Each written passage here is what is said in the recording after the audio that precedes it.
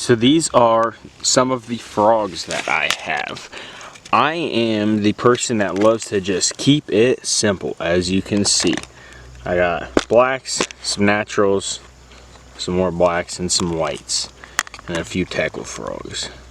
But the reason why I keep it simple and just have this is I have a natural, like it's a Strike King, one of their pop and pad crashers, but it's in a like sungill color. The only reason that I have these three colors is I just keep it simple, and if like you think about it, a bass is under the water, so they can't see that top. They can't see that top at all. They can just see the bottom. So I just like a black, a white on the bottom, and then like, well, I guess that's a white too, like a natural or like a bluegill color, like a, and that's really the only three kinds of frogs that I have. And the way I would throw a black over a white or a natural is, to be honest with you, I throw black and white almost 100% of the time. I will throw bluegill if I'm in super clear water that has bluegill on beds, has bluegill up in grass real shallow, but the grass is sparse to where you can see through it and the water's clear. I will throw black almost everywhere in Ohio, to be honest. Ohio's dirty. It has grass, logs, you can fish it however you want. White, I'll throw it in clear water that I'm not necessarily fishing grass, where I'm fishing hardcover like rocks, laydowns, that kind of stuff.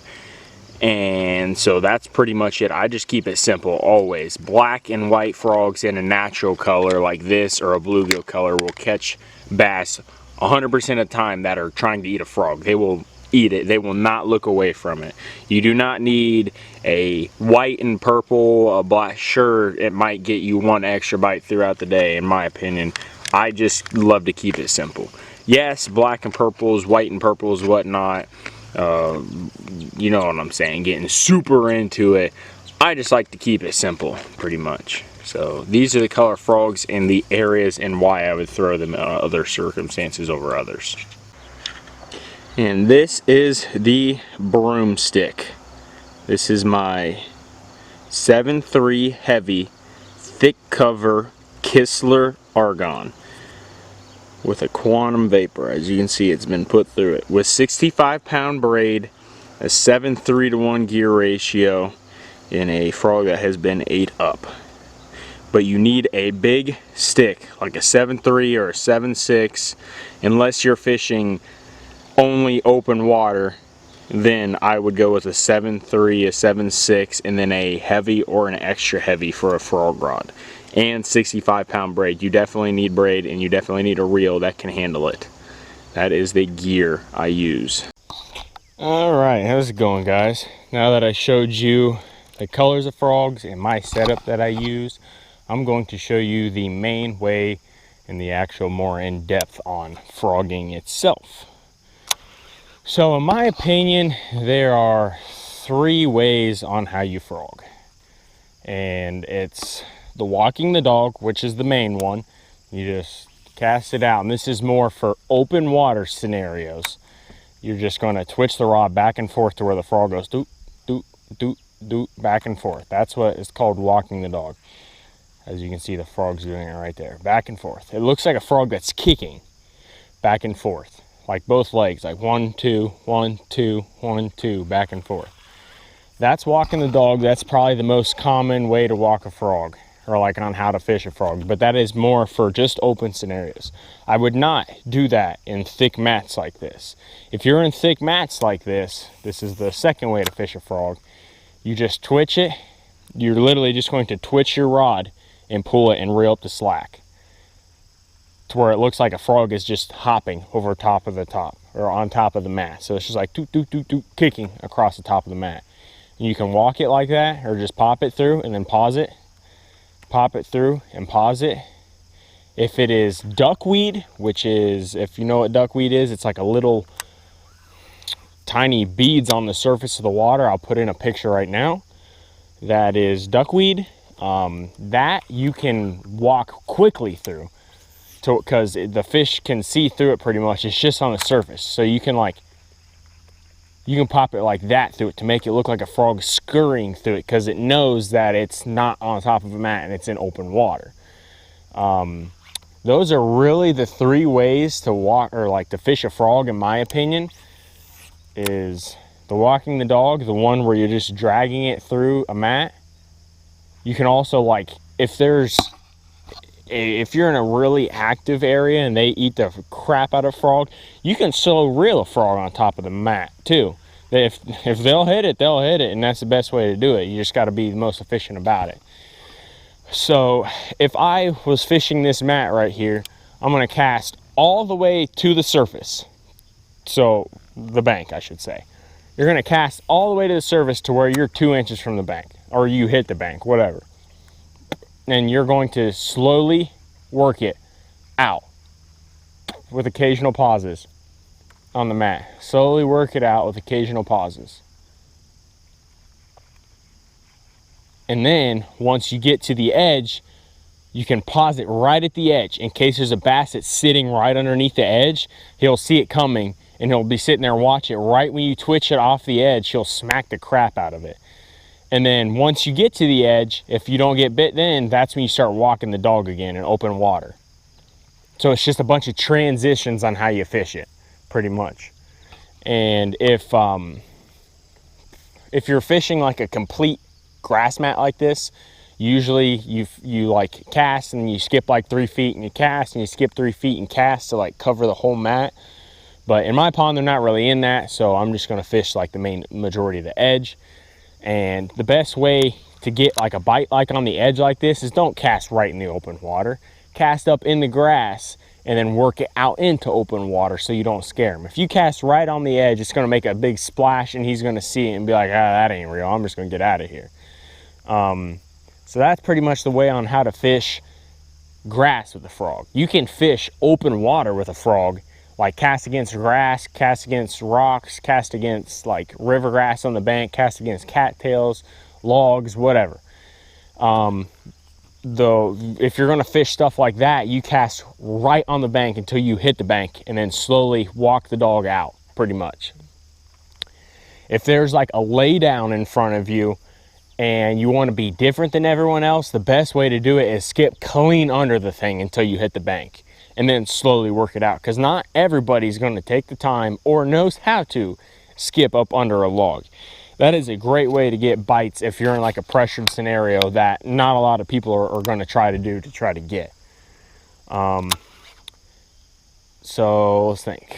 Hook set. You're going to want to, when a fish blows up on the frog, it depends on how he hits it. If he hits it in a grass mat, wait a second. If you see your frog, don't swing, obviously. If you see your frog, twitch it a couple times and see if he's going to hit it again. If he doesn't hit it within a couple twitches, yank it out as fast as you can. Pull it up, not drag it through to where he sees it. Pull it up completely to where he doesn't see where it goes, and cast back in. Say if there's a hole right there, cast back on the outside of the hole. Don't hit right in the water, because he'll be sitting there waiting and he'll watch it smack and he'll realize it's fake.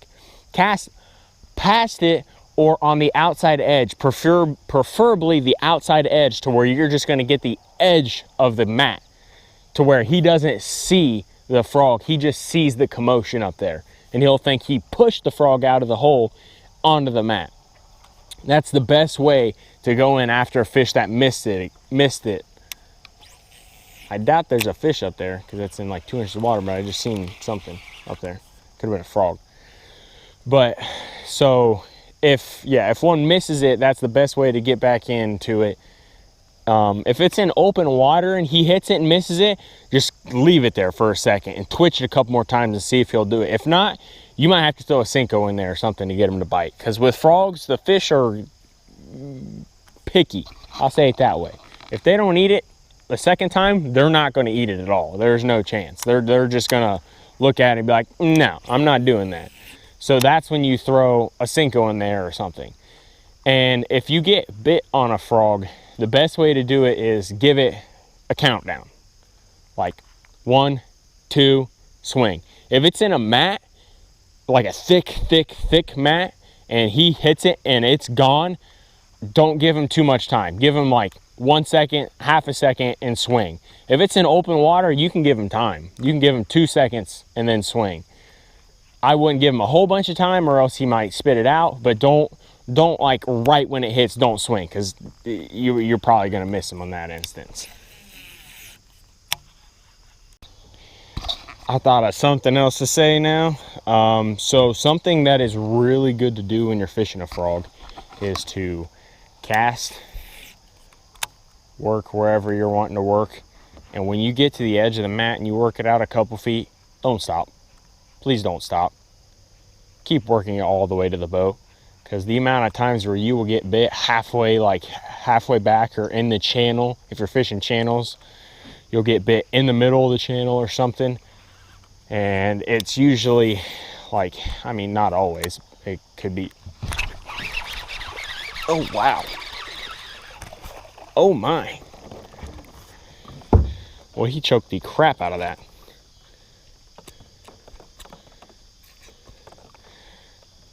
Big old freaking meathead. He's a little skinny though. You need to eat you something besides a freaking fake frog there, bud. Alright, well, as I was saying, before he rudely interrupted, I'm playing. I'll catch fish like that any day.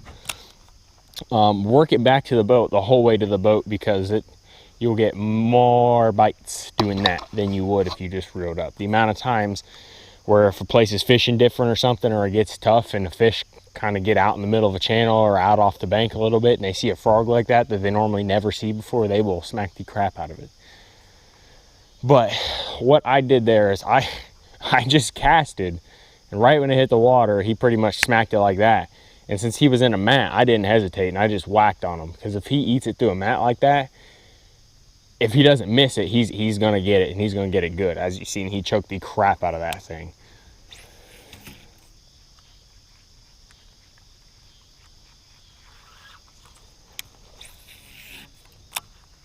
Okay, if you see a bass blow up on something in particular, cast right there right away, past it, and work it out. Oh, he just hit it but missed it. He knew it was freaking fake, you piece of crap. I watched him come up and he sat there and looked at it and hit it, but he knew it was fake, probably because I had caught him here the past week or so. I'm gonna try it again. He's more than likely not gonna do it. If I had like a popper or a Senko or something, he would have smoked the crap out of it. But yeah, he knew that was fake. He knew it. He came up and just barely tapped it. But if you're at a place that you haven't caught the fish here recently, and he blows up on bait like that, cast right in there right away, and work it, kill it. Work it, kill it. And if there's like a fish that comes up underneath of it and you kill it and he won't hit it, work it really quick, real quick, and then pause it. It's all, if he comes up to it and it's sitting under it and you twitch it and he doesn't hit it right away, give it something erratic just to get him to like see if he'll react to it. More than likely not, but if that happens too, cast a Senko in there right away. Senko is the best way to get a follow-up fish or something like that, in my opinion.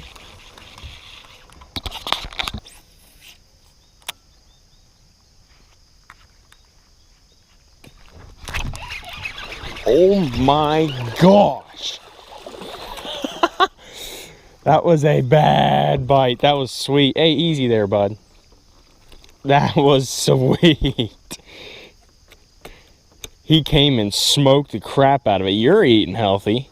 A little chunk is what that one is. He probably soaked the camera too.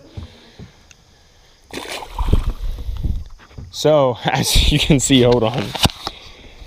I cast it up and I worked it out. And as I was saying before, don't just reel it right when you get it off that mat.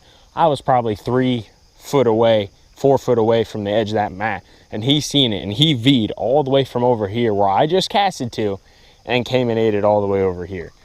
And as you can see, when he bit, I gave him just like a second to make sure he got it and didn't float, the frog didn't float back up. Then I whacked on him. You gotta swing hard on a frog in order to get the fish hooked, because it's a weedless frog. In order to get it, they got to put pressure here, and then you got to smack them hooks into its mouth. All right, guys, I'm starting to get ate up by mosquitoes, and it's getting a little too dark for a daggone GoPro, so I am going to end the to end the video right there. As I said, I stated the gear that I used: the big stick, fast reel, big braid, pretty much. Frog colors, I love to keep it simple. Black naturals, and then a white or a clear. And then how to fish a frog, there's mainly 3 different ways. I mean, yeah, you can fish frogs other ways, it just all depends, but those are the 3 main ways that you'll catch fish if you're fishing a frog, in my opinion. All right, well, as I was saying, hopefully that helped you out, guys. And if you want me to do other ways to fish, like other techniques, I'm not like amazing at like a lot of things, I ain't gonna lie, but I can fish. Like, I have adapted myself to fish a lot of different ways, just because the more you know, the better you are as a fisherman, pretty much.